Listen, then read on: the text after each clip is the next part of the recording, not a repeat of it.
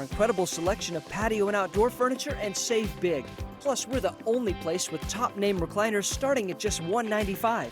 Shop online and find over 180,000 items perfect for every room in your house. Come save at the Monumental Savings Event at Mathis Home. The Barnes firm has years of experience handling thousands of car crash cases. We will give you the support you need and help to get the best result possible.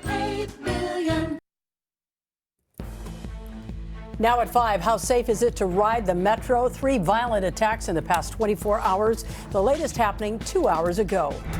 Plus, for the first time and only on 4, a family speaks out after their grandfather was killed in a hit-and-run crash, but the two cars never made contact, while the driver faces the same charge. And intruders target a home in the Inland Empire, but what they encountered there was not part of their plan. The news at 5 begins right now.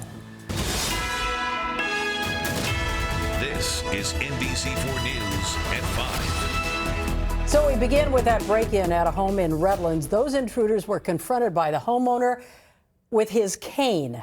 Good evening, everyone. I'm Colleen Williams. And I'm Annabelle Sedano. That man was at home with his family when the men forced their way inside. NBC4's Christian Cáceres is live in Redlands with details. Christian. Colleen and Annabelle, I can tell you that this is all information that is still part of this ongoing investigation. We spoke to the homeowner today who told us the group of men that left the area without saying anything and not even taking anything. They left empty-handed. I can tell you this is a small, quiet neighborhood, and after talking to several neighbors today, they tell us they're going to be on edge until these men are caught. These people didn't seem to care whether there was anybody there. We spoke to Stanley Trammell at his front door on Concord Lane near Reservoir Road. He says what happened after midnight Sunday morning has his family shaken up, especially his wife. She's downstairs watching TV. She would have been right by the back door over there, and that's where they broke in. So she told me she heard like a loud boom and then a second one because the door didn't give in the first time they kicked it. And then this guy came in, and then she screamed and started trying to get away from him. That scream woke Trammell up. He soon discovered that 4 men dressed in masks and dark clothing were inside his home. The guy was coming up the stairs with the gun and pointed at me, and I decided maybe I keep coming down the stairs. Trammell says the men took his 21-year-old son, who was sleeping in the room nearby, and held him downstairs with his mother. I was worried about them, yeah. But I couldn't, when I was coming down the stairs, I actually couldn't see them because they were over in that spot over there. So all I saw, there was some blood on the floor where she had fallen at the bottom of the stairs. The family says the men were inside the house for about 5 minutes. When Redland police arrived, the thieves had fled empty-handed and without a trace. Because I think at this point they got in and realized that we weren't the people they thought they were looking for. We are very concerned about, well, it's a very close-knit, you can say, neighborhood. Tonight, neighbors say they are staying extra vigilant to keep crime off their street and help detectives find whoever is behind the break-in. They didn't take anything. I'm more confused than anything else because we don't know why.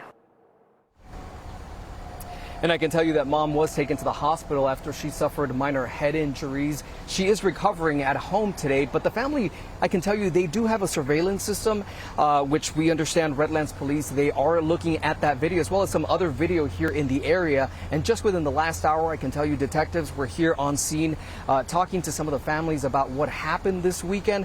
But tonight, police telling us that they have made no arrest and the search is still ongoing. We're live from Redlands. Christian Cáceres, NBC4 News. Meantime, investigators in Irvine are releasing new dashcam video in hopes of catching the driver they say is responsible for a rollover crash that killed a grandfather. And for the first time and only on 4, our Hetty Chang is talking with the grandfather's family. She joins us live with their plea for the driver to turn themselves in. Hetty.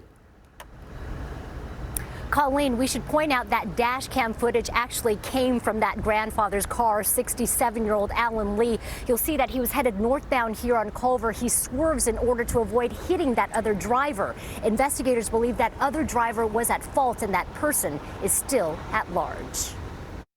I actually got these ping notifications off of the Ring app. There was an accident, and then I looked and it said white Corolla, and I was like, My dad has a white curl, but what are the chances? When investigators showed up at her parents' door, Elaine Lee says she knew it was her dad.